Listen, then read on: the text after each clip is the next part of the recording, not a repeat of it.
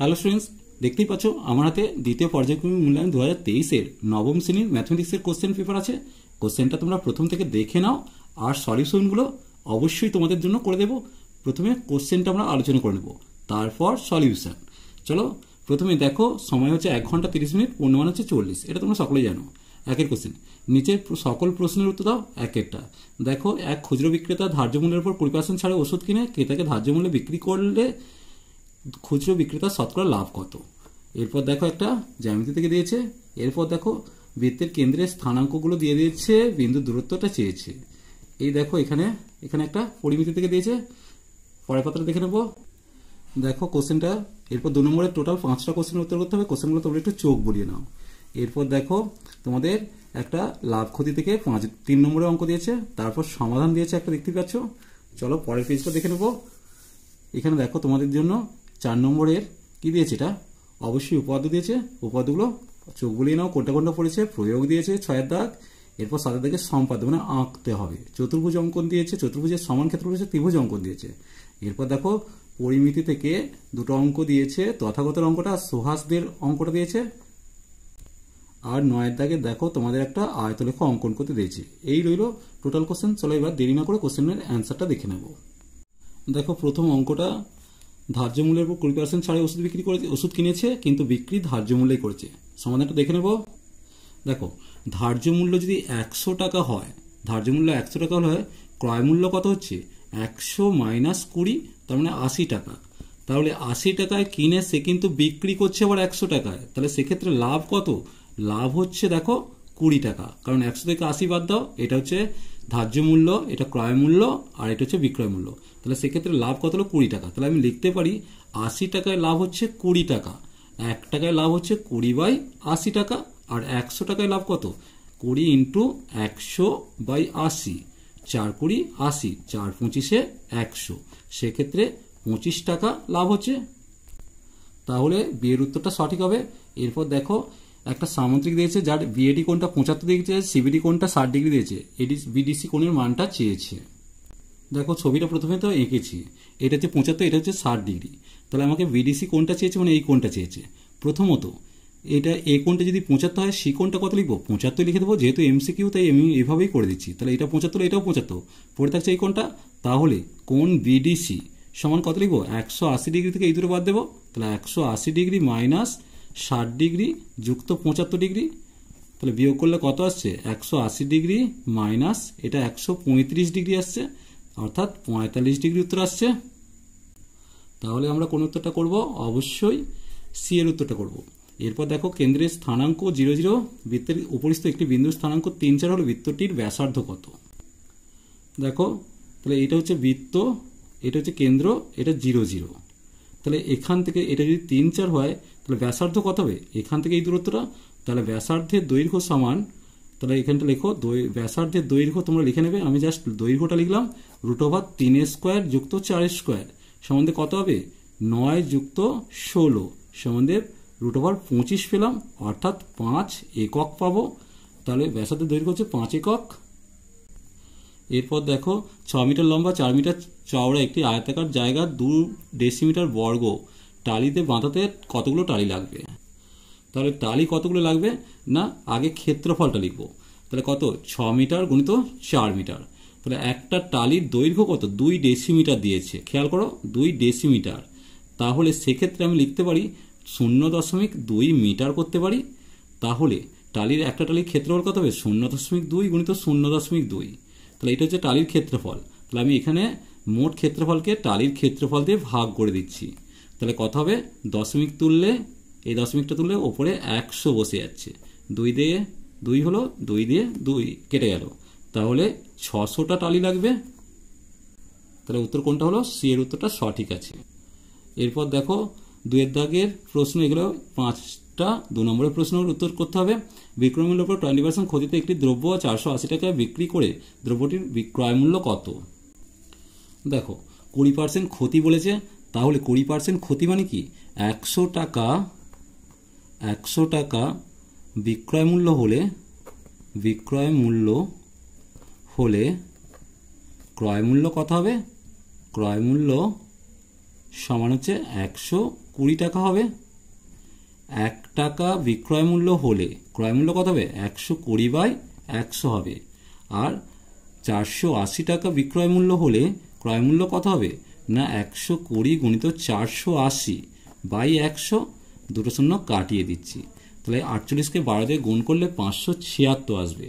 তাহলে এখানে কত হবে? 576 টাকা। অর্থাৎ জিনিসটার দাম কত হলো? 576 টাকা। এরপর দেখো এবিসি ত্রিভুজের বিই ও সি এর মধ্যমা জি বিন্দুতে ছেদ করে পি ও কিউ বিন্দু বিজি ও সিজি এর মধ্যবিন্দু পি কিউ যদি 3 সেমি হয় তাহলে বিসি এর দৈর্ঘ্য কত? দেখো প্রথমে ছবিটা এঁকেছি। দেখো এখানে কি করছে? বিই আর সিএফ মধ্যম দুটো পরস্পরকে জি বিন্দুতে ছেদ করেছে। তাহলে বিজিসি একটা ত্রিভুজ তৈরি হয়েছে বা জিবিসি একটা ত্রিভুজ, এটা জিবিসি ত্রিভুজের বিজি এর মধ্যবিন্দু পি আর সিজি এর মধ্যবিন্দু কিউ। তাহলে কি বলতে পারি? পি কিউটা হাফ অফ বিসি হবে, তাই লিখেছি P Q half of BC. বা দিয়ে বিসি সমান 2 পি কিউ, অর্থাৎ বিসি এর মানটা 2 গুণিত 3 সমান 6 সেমি হচ্ছে। তারপর অঙ্কটা দেখো মূলবিন্দু থেকে -4 ও ওয়াই বিন্দু দূরত্ব 5 একক হলে ওয়াই এর মান চেয়েছে। দেখো মূলবিন্দু থেকে -4 আর ওয়াই এর দূরত্ব কত? √-4 তার whole square plus Y square. সেক্ষেত্রে এই মানটা পেলাম। শর্তানুসারে এইটার মান 5 দিয়ে আছে। তাহলে ক্যালকুলেশন করলে ওয়াই এর মানটা কত আসছে? +-3, অর্থাৎ ওয়াই সমান +-3। তারপর দেখো কোনো বর্গক্ষেত্রের অন্তর্বৃত্ত পরিবৃত্তের ব্যাসার্ধের অনুপাত চেয়েছে। প্রথমে দুটো ছবি এঁকেছি। তাহলে এক্ষেত্রে বর্গক্ষেত্রের বাহুটাকে যদি এক্স ধরি তাহলে এই বৃত্তের ব্যাস কত হবে? না এক্স হবে। তাহলে বৃত্তের ব্যাসার্ধ অন্তর্বৃত্তের ব্যাসার্ধ কত হবে? x/2। আর পরিবৃত্তের ব্যাসার্ধটা বর্গক্ষেত্রের কর্ণ সমান দিয়ে বর্গক্ষেত্রের কর্ণের সূত্র কি? বাহু √2 অর্থাৎ x√2 একক পেলাম। তাহলে পরিবৃত্তের ব্যাসার্ধ হচ্ছে x√2/2 হবে। আগে ব্যাসটা বের করেছি আর ব্যাসার্ধটা তার অর্ধেক করেছি। তাহলে অনুপাতটা কত হবে? x/2 = x√2/2।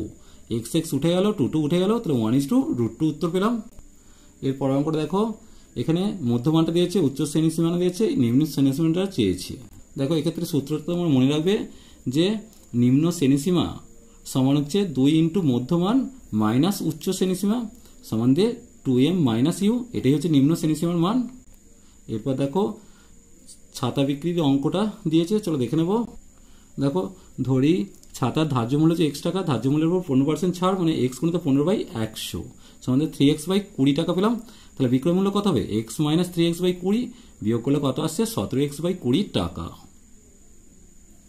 তাহলে শর্ত অনুসারে লিখতে পারি 17x/20 সমান 255।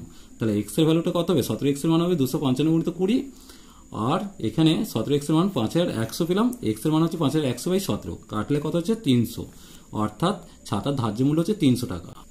দেখো এরপর সমাধানটা পেয়েছি, চলো দেখে নেব। দেখো প্রথমে এটাকে লিখেছি, লসাগু করেছি 6। তাহলে কত পেলাম? 3x + 2y/6 = 1। তাহলে 3x + 2y = 6। আর এখানে পেলাম 2x + 3y = 6। দেখো এটা 1 নম্বর করলাম, এটা 2 নম্বর করলাম। এখানে 2 দিয়ে গুণ করছি, এখানে 3 দিয়ে করছি, অর্থাৎ অপনয়ন করছি। তাহলে 1 নম্বর সমীকরণকে 2 দিয়ে আর 2 নম্বর সমীকরণকে 3 দিয়ে গুণ করে পাই। তাহলে 2 দিয়ে গুণ করলে 6x + 4y পেলাম সমান 12। আর এখানে 6x + 9y সমান 18। এবার দেখো এখানে বিয়োগ করছি, তাহলে 6x কেটে গেল, এটা কত হবে? -5y। আর এখানে -6, মাইনাস কেটে গেল, তাহলে y এর মানটা পেয়ে গেলাম 6/5। অর্থাৎ y এর মানটা পেলাম 1/1/5। এবার 1 নম্বর সমীকরণ যদি y সমান 6/5 বসিয়ে পাই তাহলে কত হবে? 3x + 2 × y এর জায়গায় মানটা বসিয়েছি। তাহলে কত পেলাম? 3x + 12/5 সমান 6। তাহলে 3x সমান 6 - 12/5, অর্থাৎ 3x এর মান পেলাম 5 × 30 - 12 বা 3x সমান 18/5 পেলাম। তাহলে x সমান কত হবে? 18/5/3। তাহলে 3 দিয়ে কেটে দিলাম, 318। তাহলে x এর মান পেলাম 6/5, অর্থাৎ x এর মান পেয়ে গেলাম 1/1/5। তাহলে নির্ণয় x সমান 6/5 আর y সমান 6/5। এরপর দেখো দুটো উপপাদ্য দিয়েছে, চলো দেখে নেব।